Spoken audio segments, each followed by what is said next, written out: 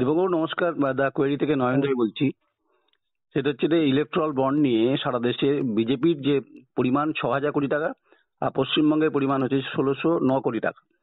আর তৃণমূল কংগ্রেস বলছে তাদের নাকি ড্রপ বক্সে দিয়ে গেছে। এটা তো মন্দিরের দান নয় যে ড্রপ বক্সে দিয়ে যাবে। বিগে সিপিএম লিবারেশন সাধারণ সম্পাদক, কি বলবেন আপনি? না, প্রথম কথা এটা হচ্ছে বিজেপির তো 8,000 কোটি টাকার বেশি, তৃণমূল কংগ্রেসও প্রায় 2,000 কোটি টাকার কাছাকাছি, কংগ্রেসেরও তাই।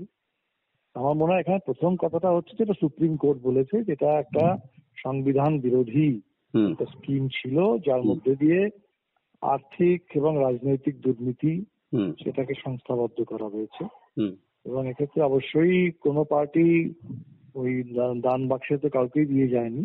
হুম পরিষ্কার দেখা যাচ্ছে যে কিছু কিছু কোম্পানি যারা টাকা দিয়েছে হুম তারা বিনিময়ে কিছু পাওয়ার জন্যই টাকা দিয়েছে। হুম এখন এক্ষেত্রে তৃণমূল কংগ্রেসের যেখান থেকে বেশি টাকা পেয়েছে তারা, একটা হচ্ছে লটারি কিং, হুম আর একটা হচ্ছে গোয়েঙ্কা। হুম এর মধ্যে কি পারস্পরিক বিনিময় সম্পর্ক আছে সেটা আমাদের আরো খোঁজ নিতে হবে, জানতে হবে। আমরা তো পুরোপুরি এই স্কিমেরই বিরুদ্ধে। হুম স্কিমটা একটা দুর্নীতির পরাকাষ্ঠা, হুম এবং আমরা এই স্কিমটা শেষ হয়েছে এটাতে আমরা খুশি সুপ্রিম কোর্টে, এবং এই ব্যাপারটা জানা গেছে, আমরা এই ব্যাপারে খুশি। আমরা চাই যে এই নির্বাচনের ফান্ডিং নিয়ে এই দুর্নীতি বন্ধ হোক।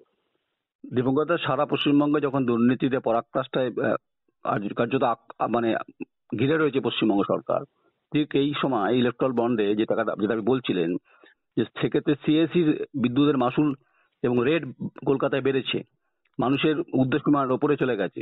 আপনি ডিআর লটারির কথা বলছিলেন যে সামগ্রিকভাবে একদিকে দুর্নীতি, একদিকে ইলেকট্রাল বন্ড, আর বলছে ড্রপ বক্সে দিয়ে গেছে। তাহলে ঠিকই কাউকে প্যাসেজ দেওয়া হয়েছে।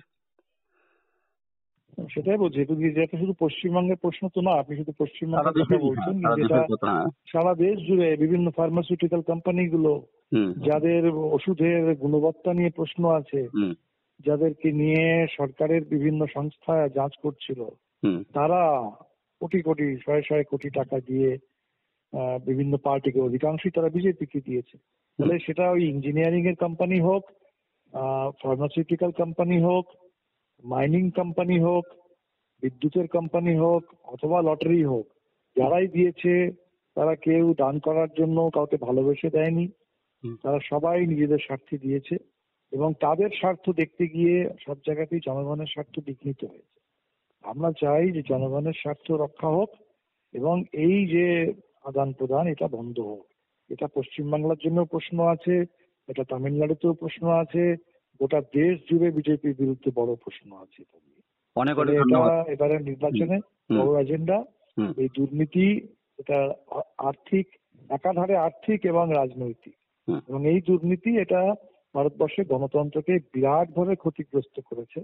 এবং এই ক্ষতি শুধু দুর্নীতি নয়, এটা ভারতবর্ষের গণতন্ত্রকে কর্পোরেটে কুক্ষিগত করে দিয়েছে। কিছু কোম্পানি তারা নিজেদের প্রয়োজন মতো, সুবিধে মতো পয়সা দিচ্ছে, আবার তারা যাতে পয়সা দেয় সেজন্য বিভিন্ন এজেন্সিকে তাদের বিরুদ্ধে লেলিয়ে দেওয়া হচ্ছে। এটা হচ্ছে, এই দুর্নীতির বিরুদ্ধে মানুষ লড়বে, সব সব জায়গাতেই লড়বে, গোটা দেশ জুড়ে। অনেক অনেক ধন্যবাদ দীপঙ্কর দা। থ্যাংক ইউ, থ্যাংক ইউ, নমস্কার। Thank you. নমস্কার।